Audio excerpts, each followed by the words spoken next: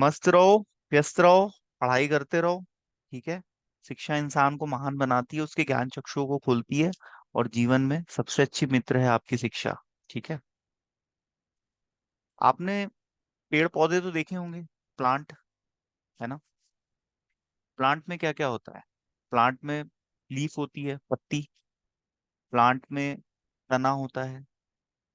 Plant में जड़ होती है जिसको हम रूट बोलते हैं। प्लांट में फ्लावर होता है, फूल। रोज फ्लावर है, लोटस है। और प्लांट में क्या होता है? प्लांट में बार्क होती है। ठीक है। ऐसे प्लांट्स जिनके तनों में सेकेंडरी ग्रोथ होती है, उसकी उसमें काफी थिक बार्क होती है। बार्क होती है। और जो पेड़ होते हैं, पेड़ में वुड भी होती है, लकड़ी। जैसे सैंडलवुड। ठीक है। सैंडलवुड बहुत ज्यादा कॉस्टली एक्सपेंसिव है। कॉस्मेटिक इंडस्ट्री में इसका काफी यूज किया जाता है। आपने भी चंदन का पाउडर कभी पोतापाती की होगी, है ना।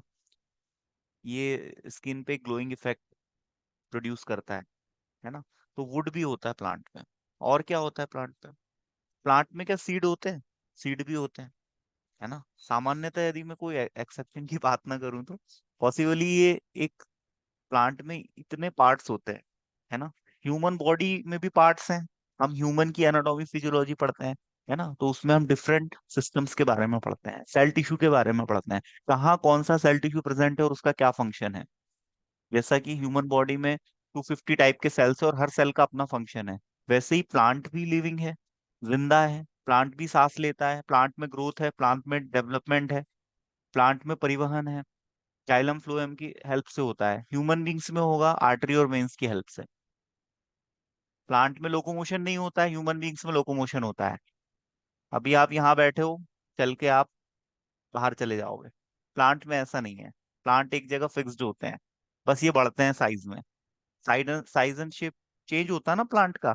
आज आप एक नीलगिरी के बीज को बो दो, तो नीलगिरी का बीज आगे चल के 25-30 फीट का पेड़ बन जाएगा, है ना। ठीक है। तो ये प्लांट सेल की विशेषता है। हर प्लांट का अपना शेप एंड साइज होता है, हर प्लांट में कुछ औषधीय गुण होते हैं। अब प्लांट हमारे लिए बहुत जरूरी है बेटा, क्योंकि प्लांट फोटोसिंथेसिस के थ्रू, प्रकाश संश्लेषण के थ्रू अपना भोजन स्वयं बना सकते हैं। और हम अपने भोजन के लिए पेड़ पौधों पे निर्भर करते हैं, है ना। हम मार्केट से पालक लाते हैं और पालक बना लेते हैं, क्योंकि पालक में क्या है, न्यूट्रिशन है। और वो न्यूट्रिशन प्लांट ने कहाँ से लिया है? उसको हमने जमीन में लगाया था तो उसने धरती माता से भी न्यूट्रिशन ले लिया और सूर्य देव से भी न्यूट्रिशन ले लिया। सूर्य देव से प्रकाश ग्रहण करता है पौधा। और पौधे का कौन सा पार्ट? उसकी पत्ती, है ना। अब एक्सेप्शन की मैं बात नहीं करूंगा, क्योंकि कुछ तने भी पत्ती की तरह काम करते हैं, उसमें भी फोटोसिंथेसिस होता है। तो मैं ऐसे एक्सेप्शंस की बात अभी नहीं कर रहा हूँ, है ना। तो आप अपने ध्यान को वहां लेके ना जाए, एक्सेप्शन हर फील्ड में होते हैं। मैं अभी एक जनरल स्टेटमेंट, एक जनरलाइजेशन कर रहा हूँ, है ना। एक जनरल प्लांट का डिस्कशन कर रहा हूँ। ठीक है। तो जो पत्तियां होती है वो हरी क्यों होती है? क्योंकि उसमें क्लोरोफिल होता है। ठीक है। जैसे ह्यूमन बींग्स में हीमोग्लोबिन होता है ना। हीमोग्लोबिन में ग्लोबुलिन प्लस आयरन, और आयरन की वजह से हमारा जो ब्लड है वो रेड होता है। ऐसे ही क्लोरोफिल है, ये पेड़ पौधों का रक्त है ना। पत्तियों में जो हरा कलर है वो क्लोरोफिल की वजह से, और क्लोरोफिल में होता है बेटा मैग्नीशियम, और मैग्नीशियम देता है ग्रीन कलर। तो आप देखोगे most of the plant green होते हैं। ठीक है। ग्रीनरी हम कहते हैं ना, ग्रीनरी, तो हरियाली। तो प्लांट से हरियाली आती है। आप जैसे फॉरेस्ट में जाओगे तो आपको हरियाली नजर आएगी। तो ये जो हरियाली है बेटा, ये क्लोरोफिल की वजह से है। और क्लोरोफिल एक ऐसा पिगमेंट है जो प्लांट को कलर प्रोवाइड करता है। ठीक है। तो जैसा हम ह्यूमन बॉडी में डिसीज डिसऑर्डर के क्योर को, उसके ट्रीटमेंट को समझने के लिए हमें ह्यूमन बॉडी के स्ट्रक्चर को पढ़ना जरूरी है। ह्यूमन बॉडी की एनाटॉमी एंड फिजियोलॉजी हम पढ़ते हैं। Diploma in pharmacy first year में हमको कोग्नोसी है और एनाटॉमी एंड फिजियोलॉजी है। तो बेटा एनाटॉमी एंड फिजियोलॉजी में हम ह्यूमन बॉडी के टिश्यू एंड सेल्स के बारे में पढ़ते हैं, है ना। और वहीं पर हम कोग्नोसी में, आपने देखा होगा 11th 12th में आपने जब पढ़ाई की थी तो आपको जूलॉजी और बॉटनी दो सब्जेक्ट थे। तो जूलॉजी में आपने एनिमल्स, ह्यूमंस, इनके सेल टिश्यू के बारे में पढ़ा, इनका कंपैरिजन किया कि भाई कॉकरोच में किस टाइप का हार्ट है, ह्यूमन बींग्स का हार्ट कैसा है, है ना। पानी में रहने वाले जीव का हार्ट कैसा है, मछली के में हार्ट के 3 चैम्बर है ना। और जो हम स्तनधारियों में आते हैं हमारे 4 चैम्बर है। तो हमने ऐसे कंपेरेटिवली स्टडी की। ऐसी आप बॉटनी में क्या पढ़ते हो बेटा, पेड़, पत्ती, फूल, इनके बारे में आप स्टडी करते हो, फ्लावर की स्टडी करते हो। प्लांट को हम क्यों पढ़ रहे हैं बेटा, प्लांट से हमें मेडिसिन मिलती है, औषधि मिलती है, औषधि बीमारी को ठीक करती है ना। तो हम प्लांट की स्टडी करना हमारे लिए बहुत जरूरी हो जाता है, क्योंकि प्लांट पे हमारा जीवन निर्भर करता है। प्लांट है तो हम है ना। हमसे प्लांट नहीं है, हम प्लांट से है। क्या हम प्लांट नहीं लगाते तो प्लांट पैदा नहीं होते, फिर भी होते हैं। और इंसान कहीं ना कहीं एक ही काम करता है, पेड़ों को काटता है अपनी विलासिता को, अपनी लग्जूरियस लाइफ को जीने के लिए, है ना। तो प्लांट हमें लगाना बहुत जरूरी है, और काटना कम से कम चाहिए। ऐसे प्लांट जो कि अब बूढ़े हो चुके हैं उन्हीं को काटना सही है। अदरवाइज किसी भी पौधे को काटना सही नहीं है, क्योंकि पौधों से हमें ऑक्सीजन मिलती है। पौधे इन्वायरमेंट को प्यूरिफाई करते हैं, शुद्धिकरण करते हैं इन्वायरमेंट का। इसकी वजह से हम बहुत सारे डिसीज डिसऑर्डर से बच जाते हैं। ठीक है। पौधे हमें प्राणवायु देते हैं, ऑक्सीजन। जब पौधे ब्रीदिंग करते हैं बेटा, तो अपनी ब्रीदिंग में पौधे CO2 को लेते हैं और O2 को छोड़ते हैं। और हम जब ब्रीदिंग करते हैं तो हम O2 को लेते हैं और CO2 को छोड़ते हैं। तो ये एक साइकिल है ना।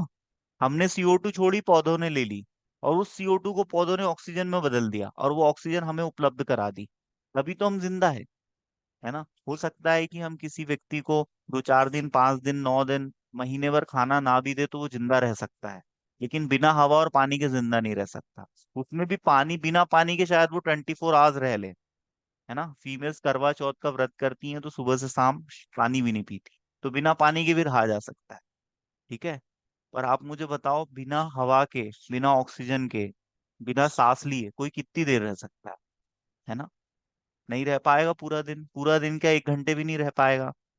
हाँ, कुछ लोग अलग बात है कि अभ्यास करते हैं तो पानी में किसी ने रिकॉर्ड बना लिया है कि 20 मिनट तक रह सकता है पानी के अंदर, है ना।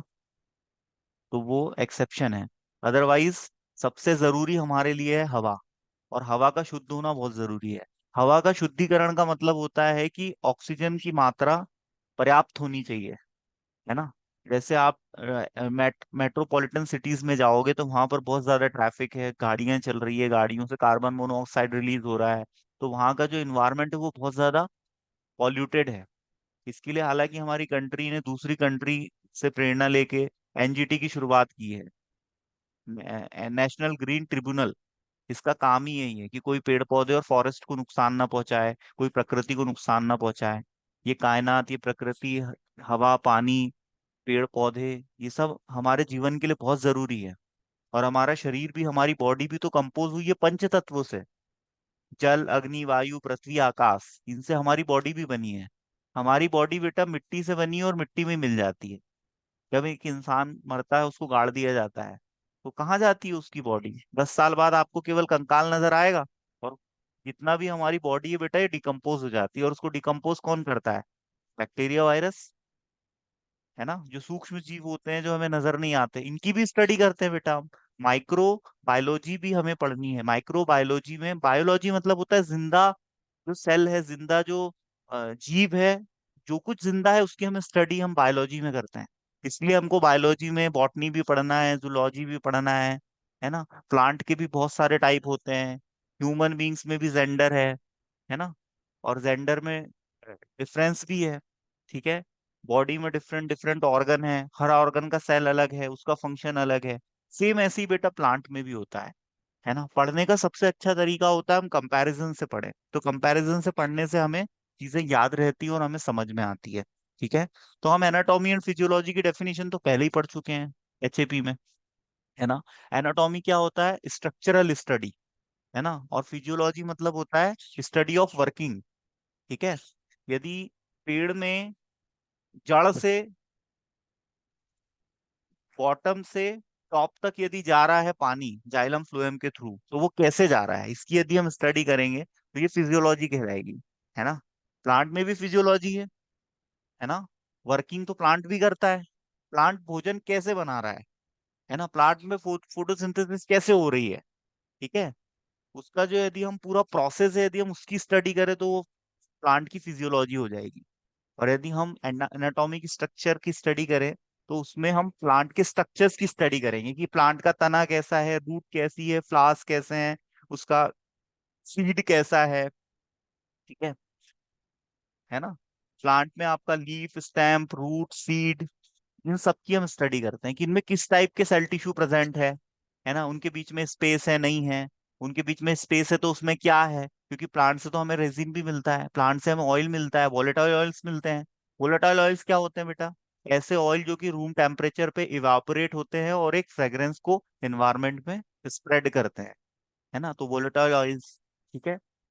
जैसे senna leaf, digitalis leaf as a cardiotonic काम करती है ना, विनका रोजिया की लीफ जो कि एज अ एंटी कैंसर काम करती है। तो जब इस पत्ती से हमें औषधि मिल रही है, तो इस पत्ती से हमको औषधि को आइसोलेट करने के लिए, एक्सट्रैक्ट करने के लिए, और इस पत्ती की खेती करने के लिए, इस पत्ती को उगाने के लिए, इससे फाइटोकेमिकल कॉन्स्टिट्यूएंट को निकालने के लिए हमें पत्ती की स्टडी करना जरूरी है या नहीं, बताओ? है ना।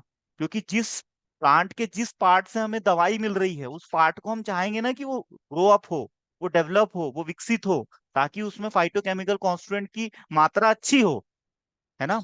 अच्छी क्वालिटी की जो डिजिटालिस लीव है उसमें फाइटोकेमिकल कॉन्स्टिट्यूएंट ज्यादा होगा, तो हमारे लिए फायदे की बात है ना।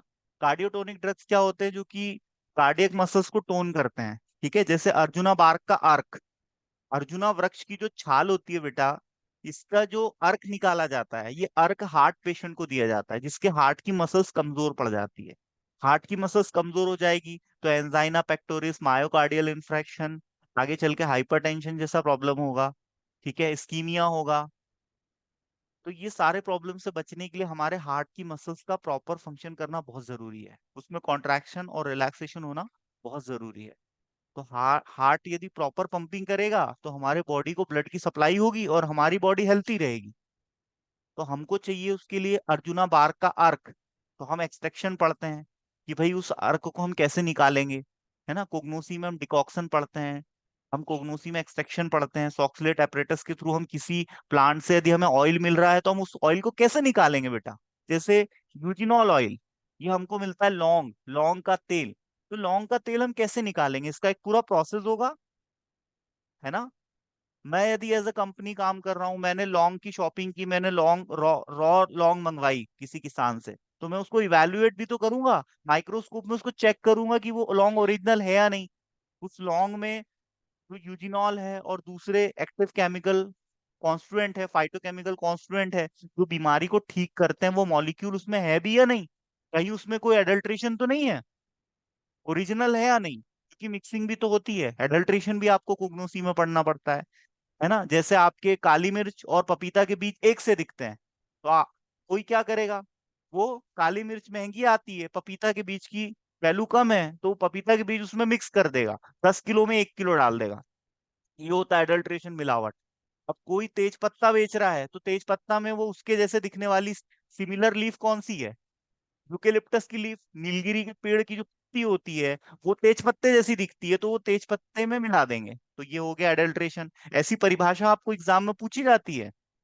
एडल्ट्रेशन क्या है, एडमिक्सचर क्या है। एडमिक्सचर क्या होता है? हमने यदि यूजिनॉल का तेल निकाला, तो उस तेल में हम कुछ ऐसी चीज डालेंगे कि वो यूजिनॉल का तेल खराब ना हो। वो यूजिनॉल के तेल से यदि बहुत ज्यादा बैड स्मेल आ रही है तो हम उसके बैड स्मेल को मास्क कर देंगे। क्यों? क्योंकि जब हम दवाई कंज्यूम करते हैं, दवाई हम यूज करते हैं, तो हमारी सेंसेस के थ्रू हम उसको फील भी तो करते हैं। आप यदि कोई दवाई खा रहे हो और उसमें से बहुत बैड स्मेल आ रही है तो आप वोमिटिंग कर सकते हो, है ना। यदि हमने उस दवाई की कोटिंग नहीं की, वो आपके जीआई ट्रैक में जाके इरिटेशन कॉज करेगी, तो आपको इमेसिस हो जाएगा, उल्टी हो जाएगी, सारा स्टमक का कंटेंट बाहर आ जाएगा। तो एडमिक्सचर क्या होते हैं, ये सब छोटी छोटी डेफिनेशन है जो पूछी जाती है। तो हमें कोग्नोसी को समझने के लिए, कोग्नोसी को समझने के लिए हमें प्लांट की एनाटॉमी समझना बहुत जरूरी है, तब हमको कोग्नोसी समझ में आएगी। आपसे एग्जाम में कोई पूछ लेगा कि भाई फेनल सोप, सोप का आप माइक्रोस्कोपिक चित्र बनाओ कैसी दिखती है। ठीक है। तो यदि लैब में किसी ने उसका देखा होगा स्लाइड, तो वो बना देगा, और नहीं देखा होगा तो फिर कैसे बना पाओगे, है ना। तो लगभग यदि हम कॉमन एनाटॉमी पढ़ ले कि लीफ कैसी होती है, है ना। स्टेम की एनाटॉमी कैसी होती है, फ्रूट की कैसी होती है, फ्लावर की कैसी होती है, सीड की कैसी होती है। तो हम कुछ तो हमको आधार मिलेगा, क्योंकि थोड़े बहुत चेंजेस ही आएंगे, बाकी बेस तो एक ही रहेगा। है ना। दुनिया की कोई भी बिल्डिंग बने बेटा, उसमें आधार तो रहता ही है। कोई भी बिल्डिंग बने उसमें गिट्टी भी रहती है, रेता भी रहती है, सरिया भी रहता है ना, उसमें सीमेंट भी लगता है, रेता भी लगती है। बस इतना है कि थोड़ा शेप एंड साइज बदल जाता है। तो हमें प्लांट के हर पार्ट की एनाटॉमी आनी चाहिए, क्योंकि हमारे सिलेबस में जितनी भी ड्रग्स हैं, तो हर कैटेगरी के ड्रग्स हैं। रूट से मिलने वाली दवाई, राउल्फिया सर्पेंटाइना, अश्वगंधा, सर्फगंधा। पत्ती से मिलने वाली दवाइयाँ, सेना, डिजिटेलिस। आपके बार्क से मिलने वाली दवाइयाँ, सिंकोना। सिंकोना की जो बार्क है वो कैंसर के ट्रीटमेंट में यूज होती है। ठीक है। एंटी कैंसर ड्रग्स भी है आपके सिलेबस में। विनका रोजिया की लीफ। आपको कैटेगरी वाइज फार्माकोलॉजिकल क्लासिफिकेशन भी पता होना चाहिए, मैं किसी लेक्चर में इसको समझा चुका हूँ, ये भी एग्जाम में पूछा जाता है। Pharmacological classification of crude drugs, कि भाई एंटी कैंसर कौन सी दवाई as a anti cancer effect दे रही है, कौन सी दवाई आपका एज ए एक्सपेक्टोरेंट काम कर रही है, जैसे तुलसी है, बाल्सम ऑफ टोलू एक्सपेक्टोरेंट की तरह काम करता है, खांसी को ठीक करता है, कफिंग को ठीक करता है। यदि किसी को खांसी आ रही है, कफ का फॉर्मेशन हो रहा है, तो उसके लिए आयुर्वेदिक फॉर्मुलेशन है। तो उस आयुर्वेदिक फॉर्मुलेशन में कौन से इंग्रेडिएंट है? एक है आयुर्वेद, एक है एलोपैथी। एलोपैथी में पढ़ते हैं हम टैबलेट, कैप्सूल, इंजेक्शंस के बारे में। और आयुर्वेद में हम क्या पढ़ते हैं? आयुर्वेद में हम प्लांट बेस्ड हर्बल मेडिसिन के बारे में पढ़ते हैं, जो कि कॉस्मेटिक भी हो सकती है और जो कि फार्मास्यूटिकल भी हो सकती है। फार्मास्यूटिकल का मतलब क्या होता है? जो बीमारी को ठीक करे। और कॉस्मेटिक मतलब होता है जो हमारे अपीयरेंस को, हमारे एलिगेंस को, हमारी खूबसूरती को पे चार चांद लगाए। है ना। तो कॉस्मेटिक्स क्या होते हैं, ये भी डेफिनेशन हमें पता होनी चाहिए। फार्मास्यूटिकल्स क्या होते हैं, इसकी भी हमको डेफिनेशन पता होनी चाहिए। फार्मास्यूटिकल्स में भी एडिटिव्स डलते हैं। मेन इंग्रेडिएंट होता है API, active chemical constituent, active pharmaceutical ingredient, API. और बाकी जो डले होते हैं वो फॉर्मुलेशन को सपोर्ट करते हैं, जिनको हम फार्मास्यूटिकल एड्स कहते हैं। तो फार्मास्यूटिकल एड्स बेटा आपको सुटिक्स में भी पढ़ना है, आपको कोग्नोसी में भी पढ़ना है। और दोनों ही एग्जाम में आपसे फार्मास्यूटिकल एड पूछा जाता है। स्टूडेंट को कंफ्यूज करने के लिए फार्मास्यूटिकल एड की जगह कभी लिख देते हैं write a short note on admixture. तो स्टूडेंट कंफ्यूज हो जाता है कि एडमिक्चर क्या है। क्योंकि डिप्लोमा इन फार्मेसी में स्टूडेंट को कंफ्यूज बहुत किया जाता है, क्योंकि कहीं ना कहीं उनको पता है बहुत से स्टूडेंट कॉलेज अटेंड नहीं कर पाते हैं, कॉलेज नहीं जाते हैं, तो उनको पता ही नहीं है हीटिंग मेंटल क्या होता है ना। हीटिंग मेटल का चित्र भी दिखा देंगे और उनको पूछेंगे कौन सा इंस्ट्रूमेंट है, तो शायद कहीं नहीं बता पाएंगे, क्योंकि लैब में कदम जो रखेगा वही बता पाएगा। फार्मेसी एक ऐसा आर्ट है बेटा जिसमें हम मेडिसिन बनाना सीखते हैं, और ये फार्मेसी फुल्ली प्रैक्टिकल है। यदि कोई प्रैक्टिकल नहीं करे तो वो फार्मेसी समझ ही नहीं सकता। Pharmacy is not a theoretical subject, it is more than theory. ये 90% प्रैक्टिकल बेस्ड है और 10% थ्योरी बेस्ड है। और जो प्रैक्टिकल कर लेगा उसको थ्योरी लिखने में वैसे भी प्रॉब्लम नहीं होने वाली है। जिसने माइक्रोस्कोप की हेल्प से लैब में आंवले का स्ट्रक्चर, फेनल का स्ट्रक्चर, आपका त्रिफला में क्या डलता है, बहेड़ा, हर्रा, इनका स्ट्रक्चर जिसने देखा है, कटेचू, पत्ती का स्ट्रक्चर देखा है, वो आराम से स्ट्रक्चर बना लेगा। क्योंकि जब व्यक्ति प्रैक्टिकल करता है तो उसके दिमाग में वो चीजें बस जाती है ना। क्या व्यक्ति किताबें पढ़े तो ही वो तैर सकता है? व्यक्ति किताब पढ़ के तैरता है या वो तैर के किताबें लिखता है? पॉसिबली तैर के किताबें लिख सकता है। क्यों? क्योंकि तैरना तो उनको भी आता है जिनको कोई ट्रेनर नहीं मिला है। कुत्ते का बच्चा छोटा बहुत बढ़िया तैरता है, हाथी तैरता है, क्या इनको ट्रेनिंग दी गई है? क्या कोई इंस्टीट्यूट है, क्या कोई कॉलेज है, क्या कोई ट्रेनर ने इनको तैरना सिखाया है? नहीं सिखाया, पर ये सब तैरना जानते हैं। कैसे जानते हैं? Natural intelligence. तो व्यक्ति तैरता पहले, किताब बाद में लिखता है। अब व्यक्ति कहेगा कि नहीं साहब हम तो खूब पढ़ाई करेंगे और पानी में ही कभी नहीं उतरेंगे, तो तैरना सीख पाओगे क्या? बताओ, मैं आपको 10 किताबें पढ़ा दूं, आप किताबें पढ़ रहे हो लेकिन आप पानी में ही नहीं जा रहे, तो आप तैरना सीख सकते हो क्या बिना पानी में जाए? बताओ। कभी नहीं सीख सकते। फार्मेसी फील्ड में ऐसा ही हो रहा है। फार्मेसी फील्ड में पढ़ाई हो रही, प्रैक्टिकल नहीं कर रहा कोई। पत्ती को कभी देखा नहीं ध्यान से। पत्ती को यदि आप ध्यान से देखोगे तो पत्ती के बारे में आप लिख सकते हो, है ना। यदि मैं आपको माइक्रोस्कोप में एक स्ट्रक्चर दिखाऊं और कहूं कि इस स्ट्रक्चर को का चित्र बनाओ, तो आप बना लोगे। पर मैं आपको एक, जैसे मैं आपको एक आंवला दे दूं, तो आंवला के इंटरनल स्ट्रक्चर का आप चित्र कैसे बनाओगे बेटा? वो बिना माइक्रोस्कोप के आप देख ही नहीं सकते, है ना? तो कुछ स्टडी ऐसी होती है, कुछ ऐसी छोटी चीजें होती है जो हमें नेकेड आई से नजर नहीं आती, तो हमें माइक्रोस्कोप में देखनी पड़ती है। जैसे पत्ती के स्ट्रक्चर की आपको स्टडी करना है डीपली, है ना? मैं अभी आपको जो स्ट्रक्चर दिखाऊंगा वो आप अपनी नेकेड आई से नहीं देख पाओगे। उसके लिए आपको माइक्रोस्कोप की जरूरत पड़ेगी, स्लाइड बनानी पड़ेगी, तब आप पत्ती के स्ट्रक्चर को देख सकते हो। आपने एनाटॉमी फिजियोलॉजी की लैब में देखा ना, कार्डियक मसल्स के सेल कैसे होते हैं, है ना, लंबे लंबे से।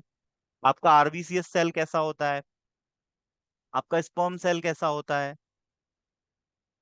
आपके जैसे कर्ड कर्ड की आप स्लाइड बनाओगे दही की, तो आप दही में देख सकते हो लैक्टोबैसिलस का स्ट्रक्चर कैसा है। ठीक है। तो हम बेसिकली आज इस लेक्चर में लीफ की एनाटॉमी डिस्कस करेंगे, पत्ती की संरचना कैसी होती है ना, पत्ती में क्या क्या होता है, किस टाइप का सेल टिश्यू होता है और उसका काम क्या है। तो यहाँ पर आप एक लीफ का स्ट्रक्चर देख सकते हो। लीफ की जो फर्स्ट लेयर होती है बेटा, इसको हम एपिडर्मिस कहते हैं, ठीक है। और पत्ती के ऊपर और नीचे एक होती है अपर सरफेस, एक होती है लोअर सरफेस। अपर सरफेस को हम एडेक्सियल कहते हैं और लोअर सरफेस को हम एबैक्सियल कहते हैं। और इस पे क्यूटिकल्स पाया जाता है, जो सबसे ऊपर की लेयर होती है, इस पे क्यूटिकल्स होते हैं। और यहीं पर ट्राइकोम्स भी होते हैं, जिसको हम लीफ हेयर्स कहते हैं। पत्ती पे बहुत छोटे छोटे रेसे जैसे पतले पतले हेयर्स होते हैं। वो नेकेड आई से हमें कभी कभी नजर भी नहीं आते और कभी कभी आ भी जाते हैं। तो इसको हम ट्राइकोम्स कहते हैं। मतलब पत्ती के बाल, हमारे ह्यूमन बॉडी पे भी तो हेयर्स है। तो फेस के हेयर कहाँ दिखते हैं? क्या हमारे गाल पे बाल नहीं है ना? आप लोग ब्लीचिंग करते हो तो जो आपके बाल है फेस के, वो सुनहरे हो जाते हैं, तो थोड़ा सा ग्लो आ जाता है स्किन पे, है ना? फीमेल्स को पता होगा, वो ब्लीचिंग करती हैं तो कि फेस पे बाल होते हैं, पर वो इतने छोटे होते हैं कि वो दिखते नहीं है ना? हमारे शरीर पे केवल 3 जगह बाल नहीं होते। एक तो ग्लांस पेनिस पे नहीं होते, हमारी हथेली पे नहीं होते, और हमारे पैर के तलवों पे नहीं होते। इसके अलावा लगभग हर जगह बाल होते हैं। ठीक है। तो ऐसे ही प्लांट में भी, तनों में भी बाल होते हैं, तने जो प्लांट के होते हैं, ती की जो सरफेस होती है उस पे भी हेयर्स होते हैं। तो उसी को बेटा हम ट्राइकोम्स कहते हैं। ठीक है। ह्यूमन बींग्स में जो हेयर है, वैसे ही हेयर यदि प्लांट में पाया जाए किसी भी पार्ट पे, सीड पे भी पाए जा सकते हैं, लीफ पे भी पाए जा सकते हैं। अब ये चूंकि बाल है तो अंदर तो रहेंगे नहीं, बाहर ही रहेंगे। तो इसकी जो एपिडर्मिस होती है, आउटर सरफेस होती है लीफ की, इस पे जो हेयर प्रेजेंट होता है, इसको हम ट्राइकोम्स कहते हैं। ठीक है। ट्राइकोम्स। अब बेटा हम समझते हैं स्टोमेटा क्या होता है। पत्ती की जो अपर सरफेस होती है बेटा, इस पे छोटे छोटे पोर्स होते हैं, जो कि हमें नेकेड आई से नजर नहीं आते। ये माइक्रोस्कोप की हेल्प से ही हम देख सकते हैं। ये छोटे होल, ये छोटे गड्ढे, पोर्स, है ना, ये क्या करते हैं? ये इनहेलेशन का काम करते हैं, प्लांट को ब्रीदिंग में हेल्प करते हैं। क्योंकि प्लांट अपनी सर्वाइवल के लिए सांस लेगा, तो सांस लेगा तो उसको रंध्र की जरूरत पड़ती है। हिंदी में स्टोमेटा को रंध्र कहते हैं। और रंध्र पत्ती की ऊपर सरफेस और नीचे वाली सरफेस दोनों पे पाए जाते हैं। पर ज्यादा कहाँ होते हैं? नीचे वाली सरफेस से, ऊपर वाली सरफेस पे कंपेरेटिवली कम होते हैं। ठीक है। तो स्टोमेटा आपको समझ में आया? अभी मैं इसका और आपको चित्र दिखा दूंगा। ठीक है। स्टोमेटा के साइड में गार्ड सेल्स भी प्रेजेंट होते हैं। वो स्टोमेटा कहाँ प्रेजेंट रहते हैं? Upper epidermis of the leave. और यहाँ पर और क्या प्रेजेंट होता है? क्यूटिकल्स। और इसके जस्ट नीचे होता है बेटा आपका पैलिसेड पैरेन्काइमा। फिर उसके नीचे इसमें जो स्पेस होता है, यहीं पर क्लोरोप्लास्ट प्रेजेंट होता है। और आपके लीफ में जाइलम फ्लोएम भी प्रेजेंट रहता है। ये आपके तनों में भी होगा। जाइलम फ्लोएम क्या होता है? ये प्लांट में ऐसे हॉलो नलियां होती है जो कि न्यूट्रिशन का ट्रांसफर करती है। जाइलम का काम क्या है बेटा? वाटर और मिनरल को प्लांट में ट्रांसपोर्ट करना, है ना। परासरण दाब के थ्रू, परासरण का जो फोर्स होता है उसके थ्रू प्लांट में सारा मूवमेंट होता है। क्योंकि प्लांट में हार्ट तो नहीं होता, ह्यूमन बीइंग में तो दिल है, दिल धड़कता है, पंपिंग करता है, तो सर्कुलेशन होता है। प्लांट में सर्कुलेशन कैसे होता है बेटा? पराशरण दाब। क्योंकि प्लांट में भी तो 40 फीट का पेड़ है, उसमें ग्रेविटी के अगेंस्ट में यदि बॉटम से टॉप तक यदि पानी पहुंच रहा है, मिनरल पहुंच रहा है, न्यूट्रिशन पहुंच रहे हैं, और वो सबसे ऊपर वाली टॉप की पत्ती की यदि ग्रोथ हो रही है बेटा, उसमें फल आ रहे हैं, फूल आ रहे हैं, मतलब उसको न्यूट्रिशन मिल रहा है। तो ये न्यूट्रिशन उसको कैसे मिल रहा है? क्योंकि नीचे से ऊपर न्यूट्रिशन जा रहा है और ग्रेविटी के अगेंस्ट में जा रहा है। तो कोई तो रीजन होगा कि पानी ऊपर चढ़ रहा है। तो ये नलियों के थ्रू पानी चढ़ता है, इनको हम जाइलम फ्लोएम कहते हैं। जाइलम वाटर और मिनरल का ट्रांसपोर्टेशन करती हैं। और फ्लोएम जैसे ग्लूकोज बना, ग्लूकोज तो हमारे लिए भी जरूरी है, प्लांट में भी ग्लूकोज का फॉर्मेशन होता है। और वही ग्लूकोज हमको प्लांट से मिलता है। प्लांट कार्बोहाइड्रेट के रिच सोर्स होते हैं। और हम प्लांट जैसे हम सब्जी भाजी खाते हैं, सब्जी भाजी से हमें एनर्जी मिलती है क्योंकि हमें कार्ब्स मिलते हैं, है ना। प्लांट में मिनरल भी होते हैं। मिनरल कहाँ से आते हैं? धरती में दबा के मिनरल्स हैं। धरती खोद के इंसान सोना निकाल रहा है, चांदी निकाल रहा है, तांबा निकाल रहा है, लोहा निकाल रहा है, दुनिया जहाँ की मेटल्स निकाल रहा है। यही मेटल के जो आयंस हैं, एटम्स है, ये हमारी बॉडी में भी है। हमको क्या आयरन नहीं चाहिए, क्या कॉपर नहीं चाहिए, क्या मैग्नीशियम नहीं चाहिए? मैग्नीशियम प्लांट में भी होता है। यदि हमारी बॉडी में मैग्नीशियम नहीं रहेगा तो हमारे नर्वस सिस्टम का जो न्यूरॉन सेल है उसका माइलिन शीट नहीं बन पाएगा, तो हमारे सोचने समझने की क्षमता खत्म हो जाएगी। इसलिए आपसे कहते हैं कि ग्रीन लीफी वेजिटेबल्स खाओ, हरी पत्तेदार सब्जियां खाओ जो कि आपके स्वास्थ्य के लिए अच्छी है, और वो भी सीजनल वाली। यदि अभी पालक का सीजन चल रहा है तो पालक खाओ। आगे चल के आपका फ्रूट्स भी सीजनल खाने चाहिए। गुलाब, आपका जामुन का सीजन आएगा, जामुन खाना। अभी आंवले का सीजन चल रहा है, आंवले मार्केट में आ रहे हैं, तो आंवले खाइए, आंवले का मुरब्बा बनाइए, तो इससे आपको न्यूट्रिशन मिलेंगे। आंवले में आपको विटामिन सी मिलेगा। तो प्लांट रिच सोर्स है मिनरल के, विटामिन के, है ना। प्लांट से हमें प्रोटीन भी मिलता है, प्लांट से हमें ऑयल्स मिलता है, प्लांट से हमें घी मिलता है। क्या नहीं मिलता हमें प्लांट प्लांट से? सब कुछ मिलता है प्लांट से। और इवन कोई यदि मरने वाला हो तो उसकी जान भी प्लांट बचा लेता है। एट्रोपा बेलाडोना से हमें एट्रोपिन मिलती है। एट्रोपिन एक ऐसी ड्रग है जो कि इमरजेंसी कंडीशन में यूज की जाती है, पेशेंट को इंजेक्शन लगाया जाता है। जब उसका अंत समय करीब आ जाता है, तब उसको एक बार इंजेक्शन लगा के देख लिया जाता है कि भाई बचेगा तो बच ही जाएगा। तो एट्रोपा बेलाडोना से हमको एट्रोपिन मिलती है। एट्रोपिन ड्रग आपकी बहुत जरूरी है, इमरजेंसी ड्रग की श्रेणी में आता है। एट्रोपिन के इंजेक्शंस लगाए जाते हैं पेशेंट को। तो प्लांट तो मरते को भी बचा लेते हैं। प्लांट ने तो लक्ष्मण को भी बचा लिया था। हनुमान जी पर्वत लेके आए थे और संजीवनी बूटी यदि लक्ष्मण को नहीं मिली होती तो लक्ष्मण भी नहीं बचते। तो हमारे भगवानों को बचा लिया प्लांट ने, तो हम किस खेत की मूली है, हमको भी बचा लेंगे। इसलिए हम प्लांट की स्टडी करें, प्लांट के स्ट्रक्चर को समझे, कौन से प्लांट से हमें कौन सी दवाइयां मिलती है। हमारे पूर्वज, हमारे जो एंसेस्टर्स थे, हमारे दादा, नाना, नानी, इनको भी प्लांट का काफी नॉलेज है। ये बोलते हैं ना भाई, ये हो गया तो भाई काली मिर्च खा लो, ये हो गया तो भाई अजवाइन का पानी पी लो, तो थोड़ा गुड़ खा लो, थोड़ा ये कर लो, थोड़ा वो कर लो, ग्रीन टी पियो, हनी खाओ। सब कहते हैं ना हमको क्योंकि इनको नॉलेज है। पहले के लोगों को प्रकृति का काफी अच्छा नॉलेज था, और आज के लोगों को तो बस फेसबुक व्हाट्सएप का नॉलेज है। अकाउंट कैसे बनाते हैं, ये कैसे करते हैं, वो कैसे करते हैं। पहले के लोगों को ये नॉलेज था कि भाई जीवन कैसे जिए, जीवन जीने की कला का ज्ञान था।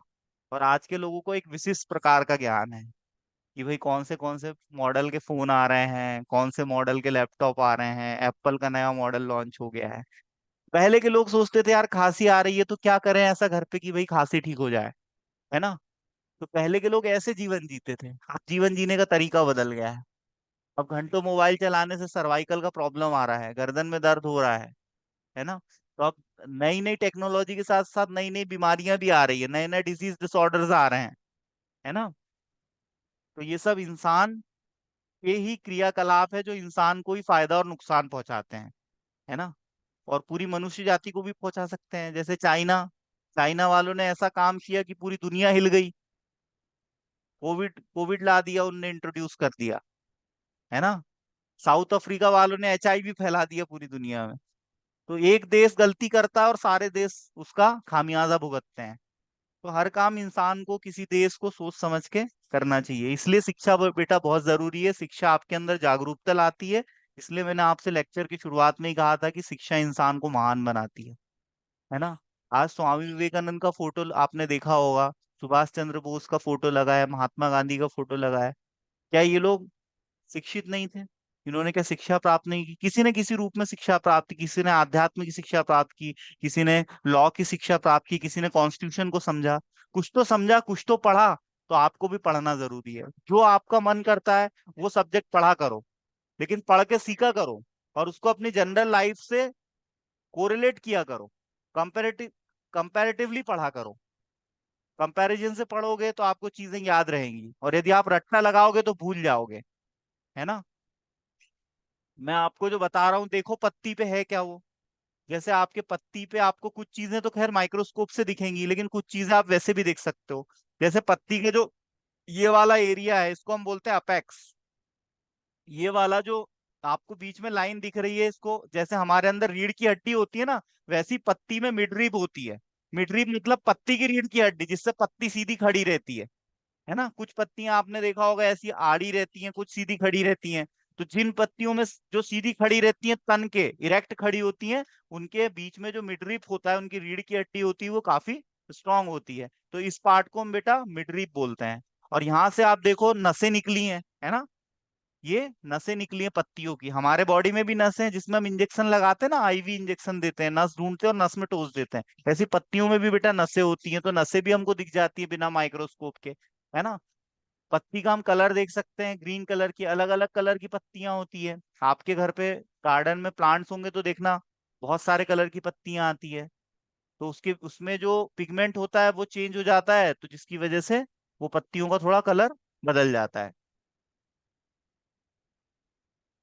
तो ये है ट्राइकोम्स आपके। अब यहाँ पर मीजोफिल्स होते हैं, पैरेनकाइमेटस सेल्स होते हैं, फोटोसिंथेटिक ऑर्गन है प्लांट का, लीफ, जो कि फोटोसिंथेसिस परफॉर्म करता है।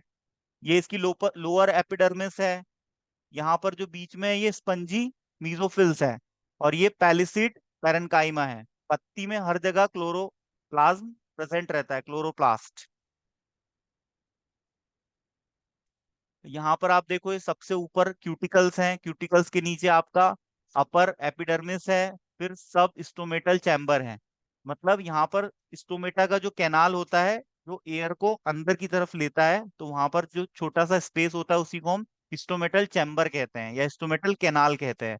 फिर उसके नीचे आपका मीजोफिल्स होता है, बंडल ऑफ शीथ होता है, जाइलम फ्लोएम। ये जो आपको राउंड शेप स्ट्रक्चर दिख रहा है, this is xylem and phloem. ये जो आपको राउंड शेप स्ट्रक्चर दिख रहा है, this is xylem and phloem. और ये कहाँ प्रेजेंट होता है आपका, वस्कुलर बंडल में। ये लोअर एपिडर्मिस है। लोअर एपिडर्मिस में नीचे आप यहाँ पर स्टोमेटा देख सकते हो। ये देखो, ये वाला होल जो है, दिस इज स्टोमेटा, और ये स्टोमेटा का स्पेस है। ठीक है, यहाँ पर भी देखो अपर में एक स्टोमेटा है, और यहाँ पर ये इसका ऊपर स्पेस है। ये बंडल ऑफ शीट की लेयर है, इसी के अंदर जाइलम एंड फ्लोएम होते हैं। ये है मीजोफिल्स। ठीक है, phloem, xylem, bundle sheath, lower epidermis, और स्टोमेटा और क्यूटिकल्स, और यहाँ पर ट्राइकोम्स भी होते हैं, नहीं बताए गए। ये देखो, जो एपिडर्मिस होती है बेटा, ये कुछ प्लांट में इसकी बाइलेयर होती है और कुछ में सिंगल लेयर होती है। ऊपर वाला आप इमेज देखोगे, इसमें सिंगल लेयर है। In most of the plants epidermis is single layered. तो सिंगल लेयर्ड भी होती है और डबल लेयर्ड भी होती है। तो यहाँ पर नीचे वाले इमेज में आप देखोगे डबल लेयर, ऊपर और नीचे। अब यहाँ पर आप स्टोमेटा का स्ट्रक्चर देख सकते हो। इसमें गार्ड सेल्स भी होते हैं, जो कि स्टोमेटा को प्रोटेक्शन प्रोवाइड करते हैं। ये माइन्यूट ओपनिंग्स होती हैं बेटा, जो कि एपिडर्मिस पे डिस्ट्रीब्यूटेड होती हैं, और जो यंग लीव्स होती हैं और आपके यंग स्टेम्स होते हैं, उस पे प्रेजेंट रहती है। पत्तियों पे तो रहती ही रहती है, लेकिन स्टेम पे तभी रहेगी जब वो यंग एज में रहेंगे। और इनका फंक्शन क्या है बेटा, एक्सचेंज ऑफ गैसेस। ये ऐसे लीफ में पाए जाने वाले ऐसे सेल टिश्यू है, जो कि एक्सचेंज ऑफ गैसेस करते हैं, पेड़ पौधों को सांस लेने में मदद करते हैं। और ये बीन शेप के होते हैं। ठीक है, और रूट को छोड़ के ये हर जगह पाए जाते हैं लगभग प्लांट में। रूट में क्यों नहीं पाए जाएंगे, रूट तो जमीन के अंदर है अंधेरे में, वो क्या प्रकाश संश्लेषण कर रही है, तो वो उस पे नहीं पाए जाएंगे। ठीक है। अब ये मिलियंस की संख्या में प्रेजेंट होते हैं, बहुत छोटे होते हैं, इनको माइक्रोस्कोप की हेल्प से ही देखा जा सकता है। अब यहाँ पर एक एग्जाम्पल दिया है कि जैसे पोटैटो प्लांट है, तो उसमें आपके कितने 10,000 स्टोमेटा रहते हैं। हर पत्ती में स्टोमेटा का एक एवरेज रहता है, उससे हम उस पत्ती को इवेल्युएट कर सकते हैं। इसको हम माइक्रोस्कोपिक इवेल्युएशन कहते हैं, नंबर ऑफ स्टोमेटा कितने हैं उसमें। और स्टोमेटल इंडेक्स क्या होता है, ये भी हम देखेंगे आगे चल के। अब यहाँ पर आप देख सकते हो, ये जो आपको स्मॉल पोर्स ओपनिंग्स दिख रही हैं, ये ये आपका क्या है सारे, ये है आपके रंध्र, स्टोमेटा, जो पत्तियों को सांस लेने में मदद करते हैं। और इनका डायमीटर भी चेंज होता है, ये ओपन और क्लोज होते हैं।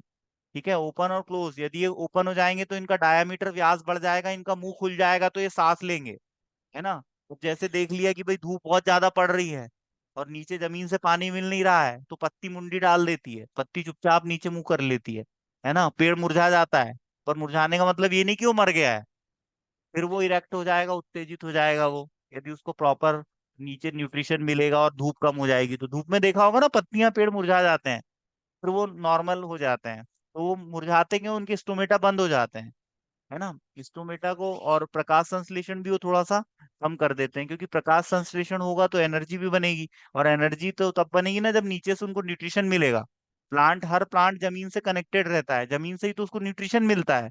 जमीन से उसको मिनरल मिलेंगे, सारी चीजें मिलेंगी, है ना, और ऊपर से उसको प्रकाश मिलेगा, तो दोनों ही चीजें जरूरी है। अब ऊपर से प्रकाश बहुत मिल रहा है और नीचे से कुछ नहीं मिल रहा, तो क्या होगा, प्लांट मर जाएगा, है ना। हर प्लांट का जमीन से कनेक्टेड होना जरूरी है।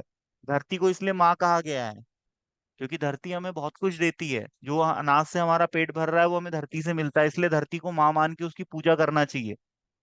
जब आप मॉर्निंग में सो के उठते हो तो धरती पे पैर रखने से पहले आपको हाथ रख के धरती माँ को प्रणाम करना चाहिए, क्योंकि धरती हमारी माँ है, हमें पाल पोस के बड़ा धरती ने भी किया है।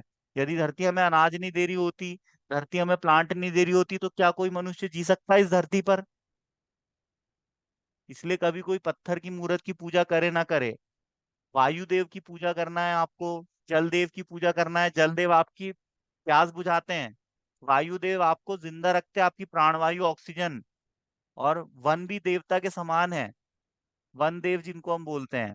आपने देखा होगा कुछ गांव के लोग पेड़ पौधों की पूजा करते हैं, करनी चाहिए या नहीं। और लोग एक तरफ पेड़ों को काट रहे हैं अंधाधुंध सोफा बनाने के लिए, और एक व्यक्ति पेड़ लगा रहा है अपने जन्मदिन पे। हर हर प्रतिवर्ष 100 पेड़ लगाया करो, 50 पेड़ तो लगाया करो अपने जन्मदिन पर। ठीक है। तो हमने यहाँ पर आगे के स्ट्रक्चर को हम नेक्स्ट लेक्चर में डिस्कस करेंगे। यहाँ पर आप ये स्टोमेटा का स्ट्रक्चर देख सकते हो। ठीक है। यहाँ पर ये इसका, ये जो होल दिख रहा है, यहीं से ब्रीदिंग होती है। ये गार्ड सेल्स प्रेजेंट है यहाँ पर, ये वैक्यूल्स हैं, और यहाँ पर क्लोरोप्लास्ट प्रेजेंट है। ये एपिडर्मल सेल है, ये इनर थिक सेल है। तो ये आप एग्जाम में बना दोगे यदि ये डायग्राम आएगा तो। ठीक है। थैंक यू, आज के लिए इतना इनफ है। और नोट्स बना लीजिएगा आप, नेक्स्ट लेक्चर में हम आगे का कवर करेंगे। ठीक है। आज हमने लीफ की एनाटॉमी डिस्कस की है। आप में से किसी को कोई डाउट हो तो पूछ सकते हो। हम्म। ठीक है। ओके बेटा, हैव अ नाइस डे।